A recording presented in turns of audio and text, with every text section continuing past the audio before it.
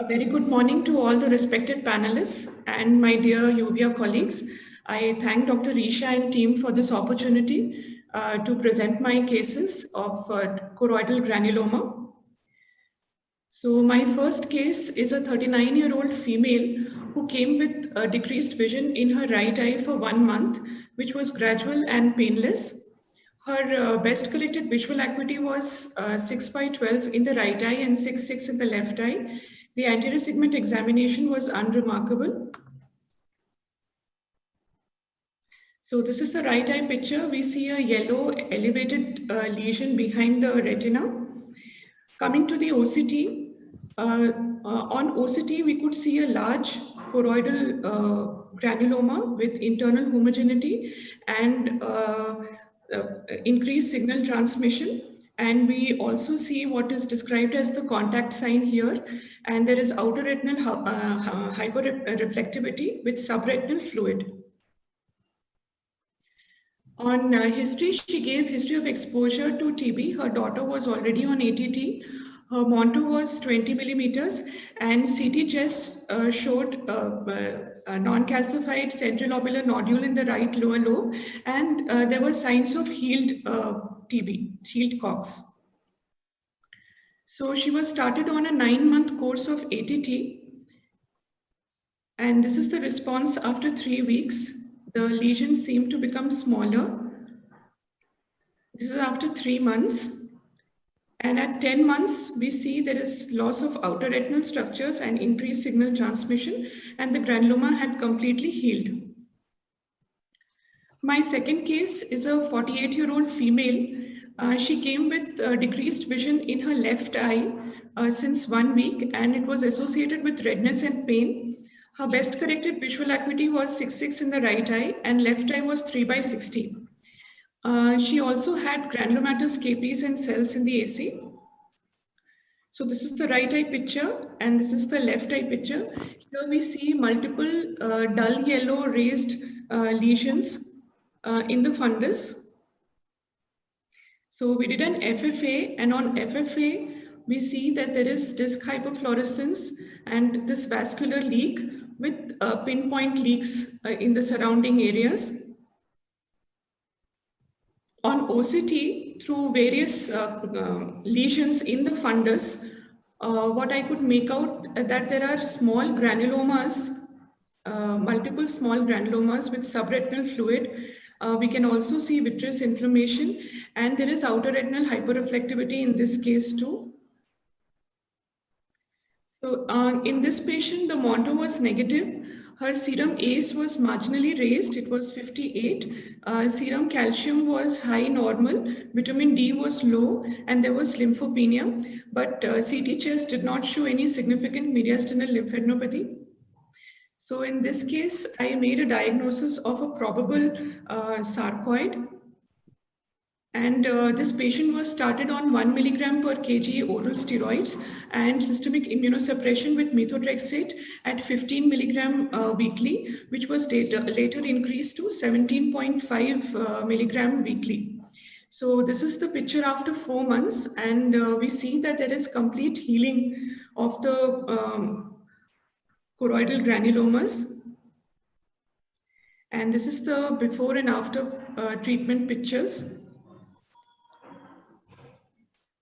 So I presented this case that because TB and sarcoid are like twins and they frequently mimic each other, but there are subtle differences on clinical findings and imaging, which I wanted to highlight. I'd like the panelists to give their comments on these two cases. Thank you. Thank you, Abhilasha. Dr. Padmamalini, Madam, can you just give your comments? Abhilasha, congratulations for the nice presentation, well documented, the good visual outcome in your cases. Coming to the discussion, the first case, can you go back to the slides? We will discuss with the slides, the first presentation, so that will be easier. Yes. Yes. Yeah, we can leave it at this. Here, like Dr. Abhilasha has pointed out, here you have a solitary lesion situated underneath the retinal vessels. It's a case of a tuberculoma, with OCT findings is correlating with this, like what with associated SRF with hyperreflectivity in the outer retinal layers. So here the patient shows positive MAN2, and also you can have a mediastinal lymphadenopathy. Coming to this, usually the MAN2 we order, recommended one is 1 TU unit. So higher the people, they do with 2, 5, 10 also. Higher the unit, the chances of positivity is high. So here, this, as per the court's guidelines, the recent guidelines, this is a case, you have a positive MAN2, you have a radiological investigations, it's a case of a presumed ocular tuberculosis. And next slide, can you go back? Yes, so here she treated the patient's anti-TB drugs and showed resolution of the granuloma. In this case, additional steroids also can help for the faster resolution of the SRF and minimize the changes in the outer retinal layers. They can be added. In addition to this, autofluorescence can be used to guide the response to treatment, especially when we have epichoriocapillary choroidal disease, in addition to resolution part. Next. And this is the next case. Yeah, next case. Here, the patient shows unilateral, there is a disc involvement, and you can have ill-defined hypopigment subretinal lesions with associated SRF. There is a granulomatous disease. So it's a case of a granulomatous panuveitis. Next, FFA is not so clear. I would like to show what was the early phase. In case of a choroidal granulomas, you will have early hypo with late hyperfluorescence. Here you are seeing multiple pinpoint hyperfluorescence as well. So in this, the differential diagnosis could be, in addition to whatever assumed is a sarcoid, the unilateral VKH also can present like this. It's one of the differential diagnoses. The next. Here again, what we see is a multiple, like, choroidal folds are there, SRF with hyperreflectivity, outer retinal layers, ILM folds and posterior vitreous cells are there. So it can present in both the conditions. Yeah, here the patient had negative MAN2 and serum ACE level was elevated. So again, it's a possibility of sarcoidosis fitting into that, and the patient responded well to systemic steroids and systemic immunotherapy therapy. Coming to the differences, there is a confusion whether are we dealing with the case of a TB or sarcoidosis. If we get histopathological diagnosis demonstrating non-cacheating granuloma, that makes a job easier, but that is not possible in all the cases. So we go by the MAN2. MAN2 is negative in case of sarcoidosis due to the lymphopenia, but same way, the negative MAN2 does not rule out tuberculosis. The conditions like miliary tuberculosis, we can have negative MAN2. Radiological investigation shows the presence of lymphadenopathy can be present in both the conditions. In addition to that, the quantiferon TB gold can be ordered whenever we're suspecting a case of tuberculosis if MAN2 is not adding additional values. So this is from the immunological point of view.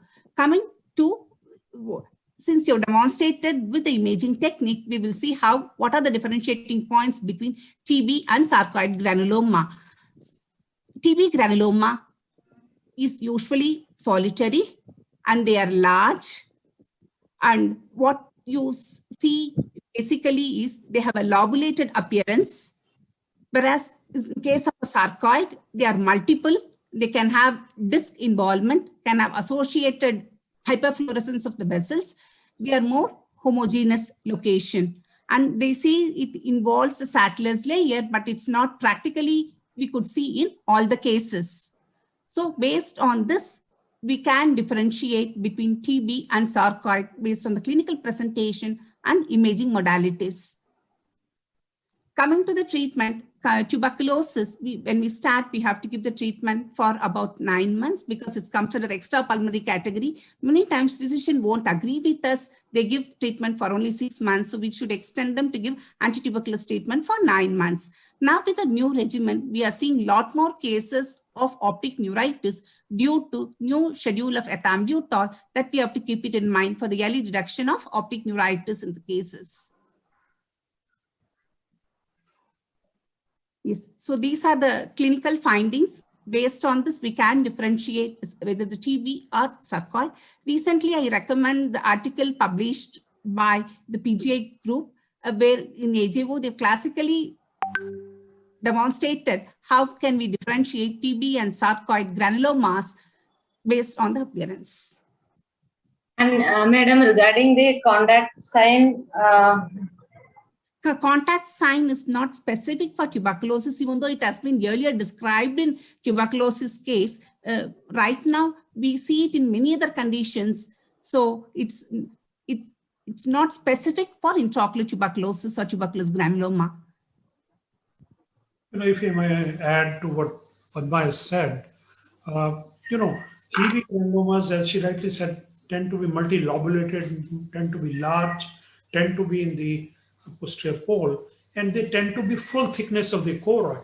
So you need to do enhanced depth imaging or EDI OCT, on swab source, so that you can get exactly the depth or the involvement of the choroid. So TB granuloma would be a full thickness granuloma compared to sarcoid granulomas, which tend to be, as she rightly said, multifocal, multiple, small, partial thickness. Okay, and the other point here is the contact sign, which is talked about a lot. The reason being that the TB granuloma have a tendency to infiltrate into the outer retina and further on anteriorly.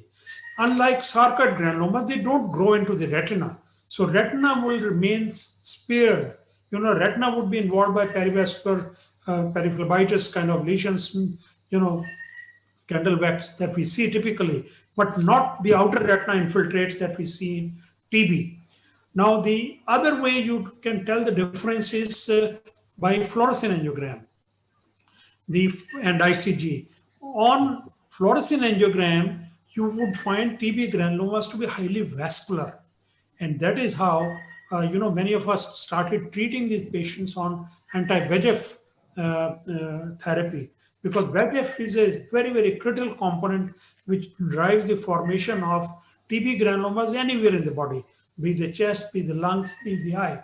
Okay, so they have the VEGF invites new vessels, and they would have either from the retina or from the choroid.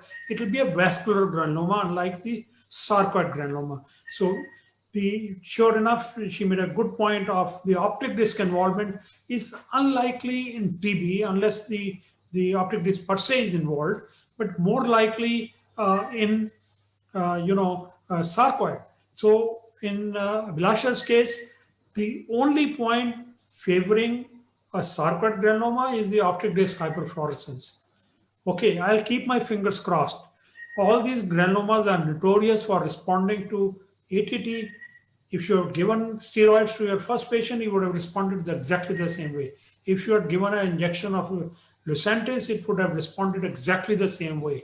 So they can be very, very tricky based on the resolution of granulomas.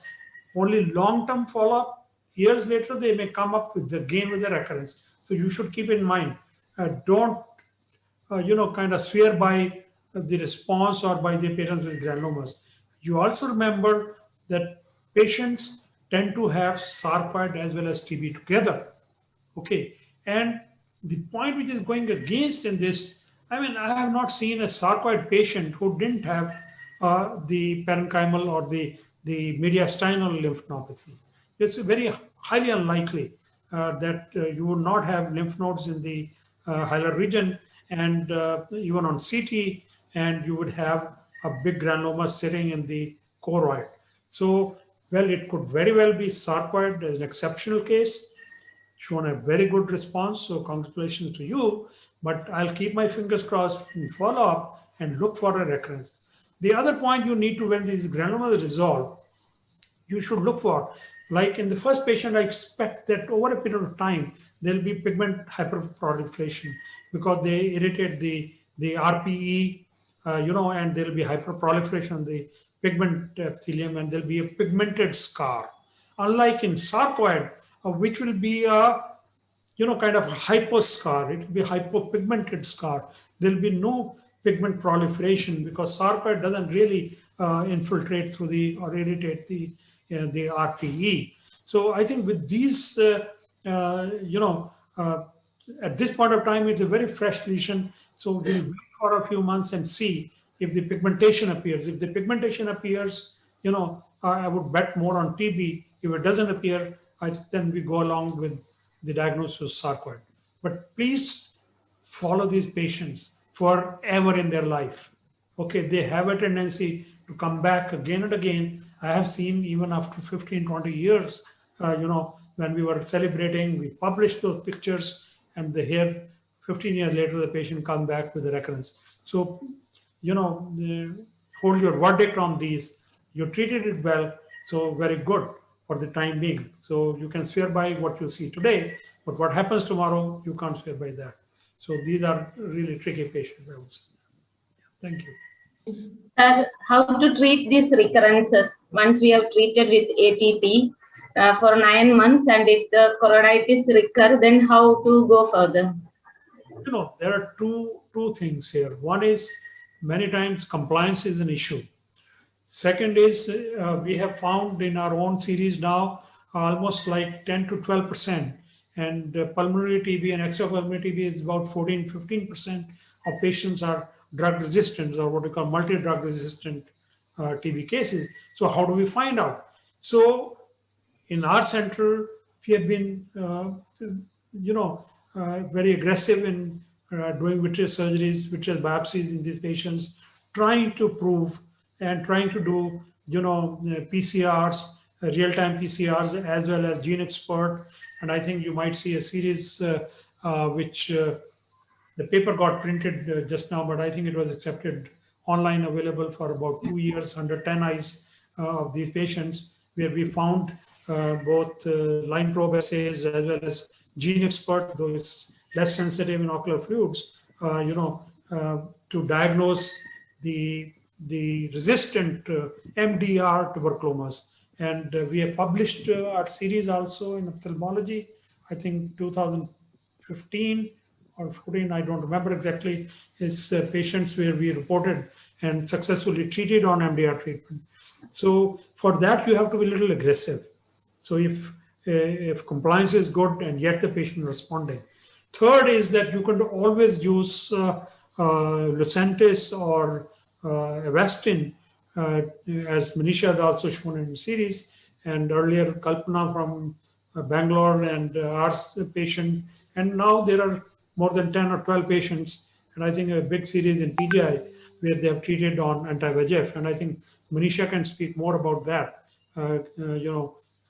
combining anti-VEGF therapy, because it makes logical, use in patients with choroidal granulomas due to tuberculosis. So we like to have her comment on her experience on treating with anti-VEGF therapy.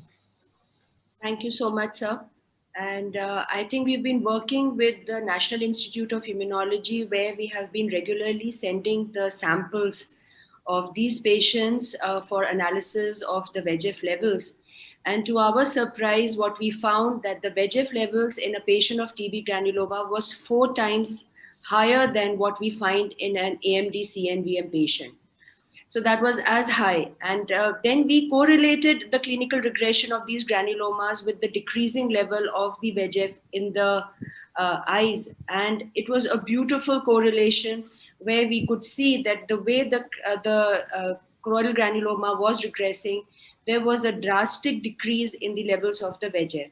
So now we don't really wait that we are going to institute the anti-VEGF only in the non-responders, because probably that's going to be a little late. If we find a macular threatening lesion, when we start the patient on ATT and steroids, we are simultaneously also treating our patients with the anti-VEGF injections. The other thing I also want to highlight is that we have found that since the level, just an observation, that like the routine CNVM cases we are treating with anti-VEGF once a month, probably for these high levels, such as 4 times higher, that is too less a frequency for these granulomas to be treated. So in our practice now, we are treating them with an injection every week. And we have found an excellent resolution of these granulomas. After 2 or 3, it's like the granuloma is just melted away. So what I would just suggest is that probably try it out, especially in those patients where you have a macular threatening lesion. We have also been combining the anti-VEGF with moxifloxacin. I have a very early experience with it because it's a second line ATT, but we have been getting an excellent response. We have been combining it. We need to do a comparison where we will be treating only with anti-VEGF and another group with anti-VEGF and moxiflox, just to see that if it's making a difference or not. But right now we are getting an excellent response where we are using this combination. But yes, I would surely request that please don't use it as only for a non-responder. Please start using it as a first line. I think that is something which is very important. Thank you, madam. I'd like to add one more point. This is maybe like, coming to the marker, more than serum ACE level and the serum lysosomes level, serum interleukin receptor 2 are found to be more specific in sarcoidosis compared to that. And also we have done the study on comparing the CD4 versus CD8 ratio. So when we take the sample for analyzing the tuberculosis along the way for TB-PCR, we have subjected the same sample for CD4 for CD8 from the ocular fluid. From the vitreous group has been, from Japanese group have demonstrated that it is indicator is raised in sarcoidosis from the vitreous cavity, but we have demonstrated whenever the CD4 ratio was more than 2.5 aqueous CD4 by CD8, that is more towards sarcoidosis than tuberculosis, which we have published in Ocular Immunology and Inflammation. Thank you, madam. Thank you. Now I invite Dr. Rathinam for her comments, please. Nisha, I just want to add this. I want to take this opportunity. Manisha being Secretary of the UIHS side of India, I think there could be a very major contribution from Indian UIHS group if we can all come together and you have a kind of a multidisciplinary, multi-centric, studies done on anti-VEGF agents. For one center to collect so many patients would be a big deal. So, but if 8 or 10 centers pool their resources and follow a randomized trial, I mean, only then you can give a wake-up call to the rest of the world, but single center, one experience, it will not have that much traction in the world, like what you can have a prospective, controlled trials under her leadership, because she has already shown that, excellent work which she has shown on anti-VEGF therapy in these granulomas. So this is my suggestion to the group, So we should come together for some of these issues, which are unique to India. It will not come from anywhere else in the world. These patients are absolutely unique to Indian setting. Thank you, sir, for bringing up, and I will surely take it up seriously in the Uveitis Society group. Now, Rathinam madam, please. Yeah, I agree with Dr. Professor Amar Gupta's ideas as well as Padma Malini's. And tuberculosis and sarcoidosis, they can look alike, and we have to be very, very cautious. Thank you. Thank